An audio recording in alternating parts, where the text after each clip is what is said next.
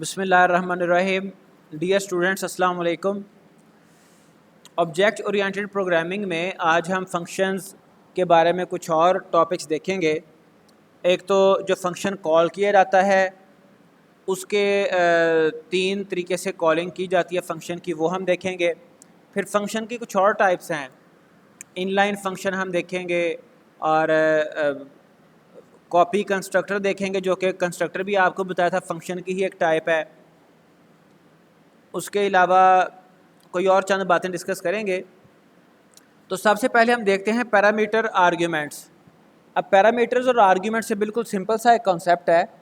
जब हम कोई फंक्शन बनाते हैं तो उसके साथ पैरामीटर भी एसोसिएटेड है, आर्ग्यूमेंट भी एसोसिएटेड है।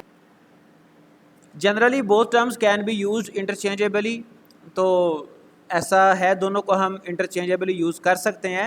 Actually a parameter is a variable in a method definition. जब हम मेथड डिफ़ाइन करते हैं, फंक्शन डिफ़ाइन करते हैं, उसमें हम पैरामीटर लिस्ट देते हैं, ठीक है, कि ये फंक्शन कौन कौन से वैल्यूज़ रिसीव करेगा, वैल्यूज़ लेगा और फिर इसने चलना है। तो वो जो लिस्ट हम डेफिनेशन के दौरान देते हैं, that is a parameter list. When a method is called, the arguments are the data you pass into the method's parameters. अब फिर जब फंक्शन को कॉल किया जाता है, मेन फंक्शन के अंदर हम कोई भी function, user defined function call करते हैं, तो वहाँ पर फंक्शन को कॉल करते वक्त जो हम वैल्यूज़ देते हैं वो हैं आर्ग्यूमेंट्स, ठीक है जी। In other words, parameter is a place holder. Place holder जिसमें कोई वैल्यू कंटेन करती है, जो वैल्यूज़ को कंटेन करता है, प्लेस होल्डर है। This means the placeholder belongs to the function naming and be used in the function body. वो सिर्फ फंक्शन की बॉडी में यूज़ होगा। प्लेस होल्डर है। प्लेस होल्डर को सिंपली हम कंटेनर कह सकते हैं। जिस तरह से कोई ग्लास है, कोई भी कंटेनर होता है जिसमें कोई चीज़ हम उंडेलते हैं, डालते हैं। आर्ग्यूमेंट एक्चुअल वैल्यू होती है। This means an actual value which is passed by the function calling. Function को कॉल करते वक्त जो वैल्यू हम पास करते हैं, दैट इज़ आर्ग्यूमेंट। लेकिन दोनों को इंटरचेंजेबली यूज़ किया जाता है। नॉर्मल डिस्कशन में हम दोनों को समटाइम पैरामीटर को आर्ग्यूमेंट और आर्ग्यूमेंट को पैरामीटर कह दिया जाता है, ठीक है। लेकिन एक्चुअली डेफिनेशन के दौरान जो आप लिस्ट देते हैं वो पैरामीटर लिस्ट होती है, और जो फंक्शन को कॉल करते वक्त आप वैल्यूज़ देते हैं, दैट आर आर्ग्यूमेंट्स। जैसे यहाँ पे देखें, ये एक फंक्शन है कैलोरीज के नाम से, और इसमें हमने ये लिस्ट दे दी, और ये लास्ट टाइम हमने प्रैक्टिकली ये फंक्शन किया भी था। तो ब्रेकफास्ट, लंच, डिनर, इंट में कैलोरीज हम लेंगे यहाँ पे। तो ये क्या है, ये पैरामीटर्स हैं। और उसके बाद जब हम फंक्शन को कॉल करते हैं तो हम यहाँ पे जो वैल्यूज़ देते हैं, दैट आर आर्ग्यूमेंट्स। यहाँ पे आप देख सकते हैं, मैंने एक और ये थोड़ा सा कोड कमेंट भी किया हुआ है। सम टाइम हम डायरेक्ट वैल्यूज़ प्रोवाइड करते हैं, सम टाइम हम कोई वेरिएबल्स के नेम यहाँ पे प्रोवाइड करते हैं, ब्रेकफास्ट, लंच, डिनर, और इन वेरिएबल के नेम्स में भी वैल्यूज़ पड़ी होती हैं। जैसे यहाँ पे ब्रेकफास्ट में 600 हमने इनिशलाइज कर दी वैल्यू, लंच में 1000, डिनर में 300। तो ये भी हमारे आर्ग्यूमेंट्स हैं। दो तरह से हम अपने आर्ग्यूमेंट, मतलब चाहे वेरिएबल का नाम दें या वैल्यू दें, बात एक ही है। अब हम पॉइंटर्स को देखते हैं। Now we are discussing pointers. As you know, every variable is a memory location. अब जो वेरिएबल हम कहते हैं, कोई वेरिएबल डिक्लेयर करते हैं, वो भी असल में कंटेनर होता है। उसमें वैल्यूज़ स्टोर होती हैं, और वो रैम के अंदर कोई ना कोई मेमोरी लोकेशन भी उसकी होती है। तो every variable is a memory location and every memory location has its address defined. RAM में उसका कोई ना कोई एड्रेस होगा, which can be accessed using ampersand operator. Ampersand sign के साथ हम एड्रेस को एक्सेस कर रहे होते हैं, विच denotes an address in memory. Consider the following example, following which will print the address of the variable defined. तो हमने ये देखें, एग्जाम्पल है, ये दो वेरिएबल्स हमने डिक्लेयर किए var1 var2 और सी आउट करवाया एड्रेस ऑफ var1 वेरिएबल, और यहाँ पे मैंने एम्परसेंट साइन एंड साइन के साथ var1 को प्रिंट करवाया, सी आउट करवाया। तो जब मैं किसी भी वेरिएबल के नाम से पहले एम्परसेंट साइन लगा देता हूँ तो वो उसकी वैल्यू को प्रिंट नहीं करवाता, बल्कि रैम के अंदर जो उसका एड्रेस है, जिस एड्रेस पे वो वेरिएबल को जगह मिली है, उस कंटेनर को जगह मिली है, उसका एड्रेस प्रिंट करवाता है। ठीक है जी। उसके बाद मैंने ये var2 var2 का एड्रेस प्रिंट करवा दिया, और ये इनिशियल एड्रेस प्रिंट करवाता है जहाँ से उसको मेमोरी लोकेशन असाइन की गई है, उसका जो स्टार्टिंग एड्रेस है वो यहाँ पे प्रिंट करवाएगा। तो पॉइंटर्स को समझने के लिए एड्रेस को समझना बड़ा जरूरी है। A pointer is a variable whose value is address of another variable. A pointer एक ऐसा वेरिएबल होता है जिसमें किसी दूसरे वेरिएबल का address as an value store होता है। Like any variable or constant you must declare a pointer before you can work with it. आमतौर पे सी लैंग्वेज में कोई भी वेरिएबल इस्तेमाल करने से पहले उसको डिक्लेयर करना पड़ता है, वैसे ही पॉइंटर का भी केस है। The general form of pointer is as type. Type मतलब कोई भी वैलिड टाइप होगी, इंट है, शॉर्ट है, लॉन्ग है, फ्लोट है, डबल है, कोई भी टाइप। और उसके बाद वेरिएबल का नाम, और वेरिएबल के नाम से पहले एस्ट्रिक हम लगाते हैं। ठीक है जी। पॉइंटर्स में दो सैम्बल्स इंपॉर्टेंट हैं, एक एम्परसेंट साइन एंड साइन और एक एस्ट्रिक। ठीक है जी। तो पॉइंटर वेरिएबल से पहले स्टार एस्ट्रिक आता है। Here type is the pointer's base type. It must be valid C++ type, and var name is the name of the pointer variable. So simple. The asterisk you use to declare a pointer is the same asterisk that you use for multiplication. Multiplication के लिए भी यही use होता है, लेकिन वहाँ पे multiplication के लिए जो सैम्बल यूज होता है वो बाइनरी है। उसको दो ऑपरेंड चाहिए, दो वैल्यूज चाहिए, उसके राइट लेफ्ट दोनों साइड पे कोई वैल्यू होनी चाहिए, लेकिन इसके सिर्फ एक साइड पे वेरिएबल का नाम होता है, जिसकी वजह से वो ये यूनरी ऑपरेटर है। बाइनरी और यूनरी, बाइनरी दो को कहते हैं, यूनरी वन को कहते हैं। However, in this statement the asterisk is being used to designate a variable as a pointer. तो उसकी एग्जांपल आप देखें, जैसे यहाँ पे ये कई एक वेरिएबल्स हैं, उनसे पहले एस्ट्रिक लगा हुआ है, तो ये सारे पॉइंटर्स हैं। IP है, DP है, FP है, CH है, all of these are pointers. There are few important operations which we will do with the pointers. Frequently we define a pointer variable, we assign the address of a variable to a pointer. इसमें हम कोई address assign कर सकते हैं। Normal variables में हम value assign करते हैं, यहाँ पर भी वैल्यू असाइन कर रहे हैं, but that value is a type of address. Finally access the value at the address available in the pointer variable, तो उसको हम एक्सेस भी कर सकते हैं। जैसे यहाँ पर देखें, ये एक वेरिएबल है, नॉर्मल वेरिएबल var, ठीक है जी। ये एक हमने पॉइंटर बना दिया, और इस IP में ये जो पॉइंटर वेरिएबल था, इसमें हमने एंड एम्परसेंट साइन var, इसका जो var का जो भी एड्रेस होगा वो हमने IP में स्टोर कर दिया। ठीक है जी। अब हमने पहले प्रिंट करवाई वैल्यू, तो यहाँ पे डेफिनेटली वैल्यू क्या थी, 20 प्रिंट होगा। ठीक है, चूंकि var वेरिएबल में 20 स्टोर करवाया था, और जब हम इसका एड्रेस प्रिंट करवाना चाहेंगे तो हम IP को प्रिंट करवाएंगे। IP में क्या पड़ा हुआ है, IP में पड़ा हुआ है var वेरिएबल का एड्रेस। ठीक है जी। Access the value at the address available in pointer, तो उसकी वैल्यू अगर आपने प्रिंट करवानी है तो वो यहाँ से आप उसको प्रिंट करवा सकते हैं। ये देख सकते हैं आप कि 20 जो var को हमने प्रिंट करवाया उसमें वैल्यू 20 आ गई। ठीक है जी।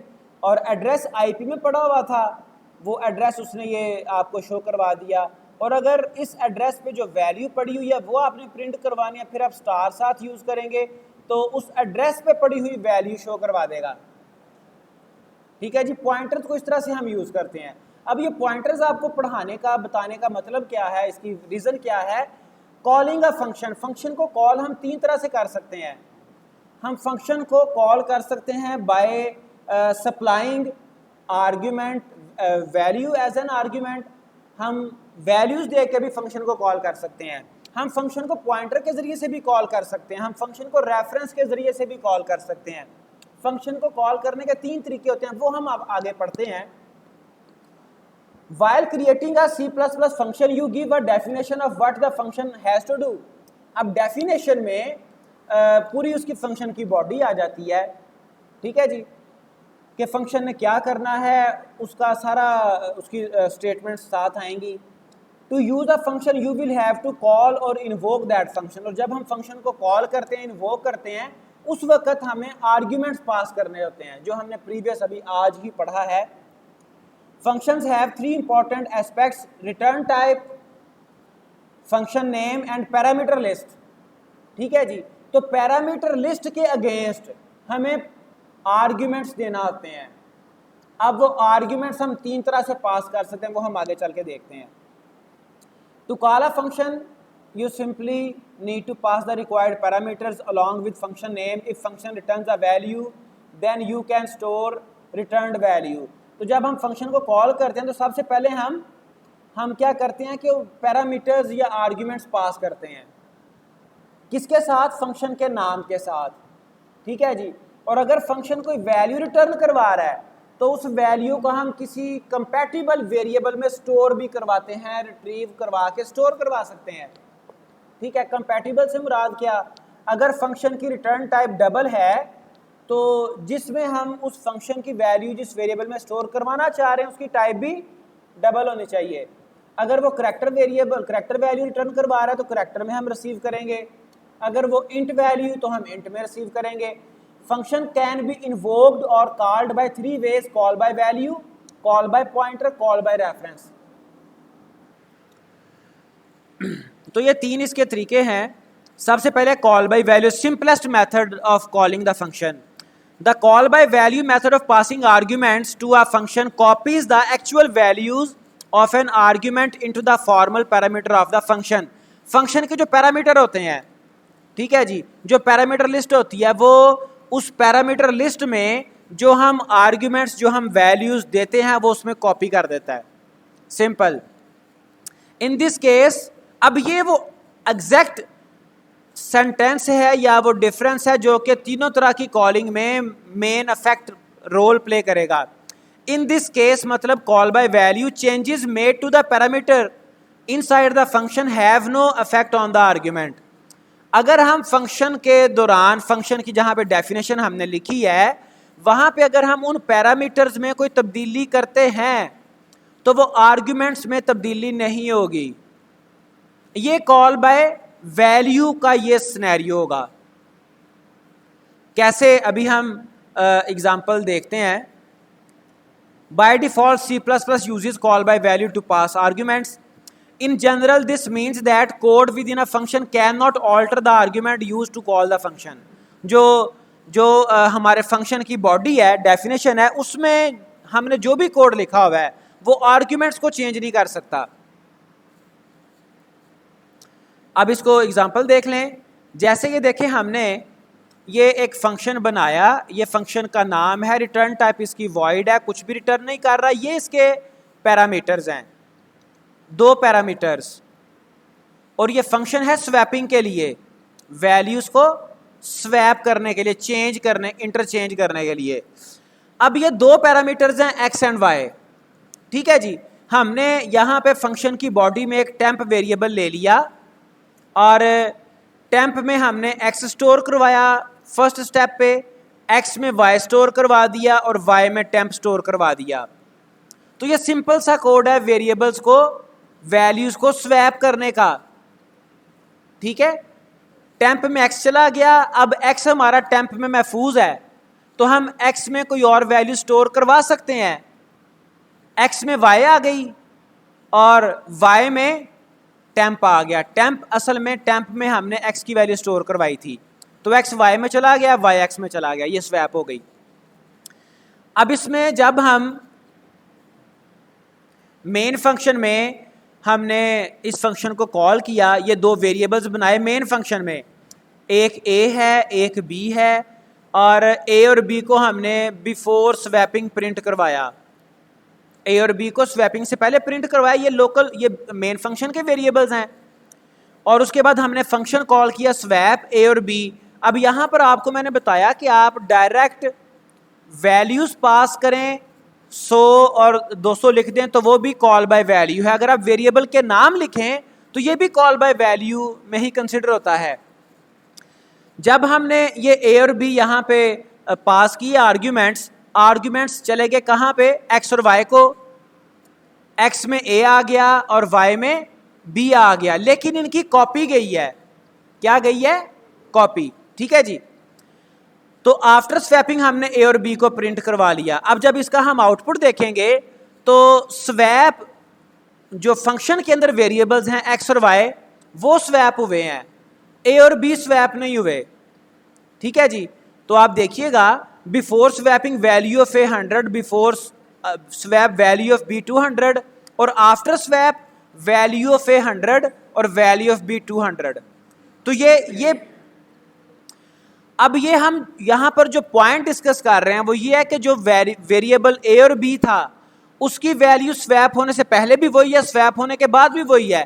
हमने जो फंक्शन के अंदर x और y वेरिएबल थे उनको तो हमने प्रिंट नहीं करवाया। स्वैप क्या हुआ? जो फंक्शन के अंदर x और y हैं वो स्वैप हुए हैं। अगर हम उनको उसी स्वैप फंक्शन के अंदर उनकी वैल्यूज प्रिंट करवाएं किसी तरह से, या फिर गेट डाटा करवाएं अपने जो गेटर फंक्शन को यूज करें, तो हमें पता चलेगा कि वो वाले वेरिएबल्स चेंज हो गए हैं। ठीक है। अगली जो इसकी एग्जांपल्स है वहां पर आप देखेंगे कि पैरामीटर्स के साथ जो आर्ग्यूमेंट्स हैं वो भी चेंज हो रहे हैं। यहां पर हमने सिर्फ ये चीज देखी है कि जो आर्ग्यूमेंट्स हैं वो चेंज नहीं होते। फंक्शन में अगर कोई चेंजिंग की जाती है तो कहां पे होती है? सिर्फ उनके लोकल जो वेरिएबल्स हैं, पैरामीटर वाले वेरिएबल, वहां पे चेंजिंग होती है। ये वापस आए जरा, ये देखें, x और y स्वैप हुए थे। ठीक है। a और b स्वैप नहीं हुए थे। कॉल बाय वैल्यू में आर्ग्यूमेंट्स चेंज नहीं होते। ठीक है जी। जो दो बाकी तरीके हैं फंक्शन को कॉल करने के, call by pointer and call by reference, उसमें आप देखेंगे कि आर्ग्यूमेंट भी चेंज हो रहे हैं। तो simple is that, call by value में आर्ग्यूमेंट्स चेंज नहीं होते, सिर्फ पैरामीटर्स चेंज होते हैं। अगली एग्जांपल आ गई कॉल बाय पॉइंटर, यानी कि जब यहां पे हम कॉल करेंगे फंक्शन को तो हमने pointer as an argument pass करना है। To call by pointer method of passing arguments to a function copies the address of an argument. वो एड्रेस, वो जो आर्ग्यूमेंट है उसका एड्रेस कॉपी करता है, वो उसकी वैल्यू कॉपी नहीं करता। इनटू द फॉर्मल पैरामीटर्स, वो उसके एड्रेस को कॉपी करेगा। जाहिर बात है जब एड्रेस कॉपी कर दिया तो उसने चेंज भी तो एड्रेस पे जाके वैल्यू को चेंज करना है ना। देखें, inside the function the address is used to access the actual argument used in the call.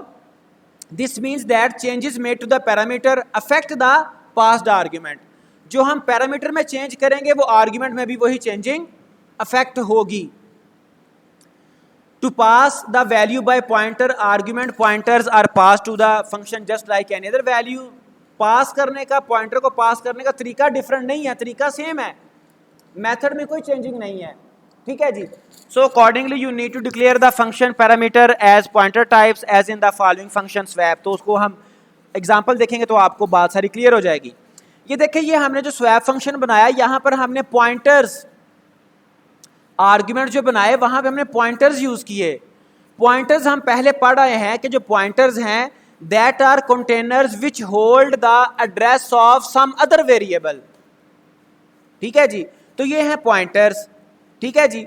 और बाकी सारा जो स्वैपिंग का मैकेनिज्म है वो तो कॉमन है। अब वापस आए मेन फंक्शन में। मेन फंक्शन में हमने सारा कोड तकरीबन हमारा सेम है। दो वेरिएबल वैसे ही हमने a और b यूज किए, बिफोर स्वैपिंग इनको प्रिंट करवाया। ठीक है जी। और यहां पे हमने देखें एम्परसेंड साइन के साथ a और b का एड्रेस सेंड कर दिया। क्योंकि आपको प्रीवियसली मैंने पॉइंटर्स, एम्परसेंड साइन और एस्ट्रिक इसीलिए बताया था कि एम्परसेंड साइन जो है वो एड्रेस ऑफ वेरिएबल को रेफर कर रहा होता है। तो यहाँ पर जब मैंने स्वैप फंक्शन को कॉल किया तो मैंने ए का एड्रेस और बी का एड्रेस दे दिया, और जो एड्रेस है वो जाता सिर्फ पॉइंटर में है। एड्रेस को कंटेन कौन करता है, होल्ड कौन करता है, पॉइंटर। इसीलिए मैंने स्वैप फंक्शन के जो पैरामीटर्स हैं वो पॉइंटर टाइप के रखे हैं। ठीक है जी। तो अब जब ये प्रोग्राम चलेगा तो आप देखिएगा कि ये जो ए और बी हैं, ए और बी की स्वैप से पहले वैल्यू क्या आती है, स्वैप के बाद क्या आती है। स्वैप से पहले ए की वैल्यू 100 थी और स्वैप के बाद ए की वैल्यू 200 हो गई। ठीक है, स्वैप से पहले बी की वैल्यू 200 थी और स्वैप के बाद बी की वैल्यू यू कैन सी 100 हो गई, यानी कि आर्ग्यूमेंट्स भी स्वैप हुए हैं। असल जो पॉइंट था बताने वाला वो ये है कि आर्ग्यूमेंट्स चेंज हुए हैं। हमने अपने फंक्शन में यहाँ पर जब रिसीव किया तो हमने एड्रेस रिसीव किया इन पॉइंटर्स में आर्ग्यूमेंट्स का, तो उस एड्रेस के साथ हम प्ले कर रहे थे। एड्रेस के जो कॉन्टेंट्स उनको हम चेंज कर रहे थे। ठीक है जी। तो हमने एक्चुअली इन वेरिएबल्स को बज़ाहिर कुछ भी नहीं किया, लेकिन चूंकि हमने इसका एड्रेस सेंड किया हुआ था, उन एड्रेस के ऊपर वैल्यू स्वैप हुई हैं। तो ए और बी की वैल्यूज़ यू कैन सी कि वो स्वैप से पहले कुछ और थी, स्वैप के बाद ये भी स्वैप हो गई हैं। एक्स और वाई तो स्वैप हुए हैं, ये भी स्वैप हो गई। Next is call by reference. The call by reference method of passing argument to a function copies the reference of an argument into the formal parameter। यहाँ पर भी reference जाता है। Inside the function the reference is used to access the actual argument used in the call। तो यहाँ पर reference use होता है। This means that changes made to the parameter affect the passed argument। तो call by reference में भी argument change होता है। जैसे कि देखें, ये हमने यहाँ पे %x %y, अब ये क्या है, ये मैंने आपको बताया था एम्परसेंट एड्रेस पिक करता है। ठीक है जी। बाकी स्वैपिंग का सारा जो कोड है वो कॉमन है। मेन फंक्शन में आ जाएं, ये मैंने ए और बी दो वेरिएबल बिल्कुल सेम कोड है सारा। जब मैंने स्वैप फंक्शन को कॉल किया, यहाँ पे ए और बी को मैंने पास किया, लेकिन इस ए और बी का वो एड्रेस यूज़ कर रहा है, उसका रेफरेंस यूज़ कर रहा है। जब वो रेफरेंस को चेंज करेगा तो यहां पर भी आर्ग्यूमेंट्स चेंज होंगे। बिफोर स्वैप वैल्यू ऑफ ए 100 थी और आफ्टर स्वैप वैल्यू ऑफ ए 200 हो गई। इसका मतलब ये हुआ कि हमारे पास जो फंक्शन को कॉल करने के तीन जो तरीके हैं, call by value, call by pointer, call by reference, उनमें कॉल बाय पॉइंटर हो या कॉल बाय रेफरेंस हो, दोनों में आर्ग्यूमेंट्स भी चेंज होता है।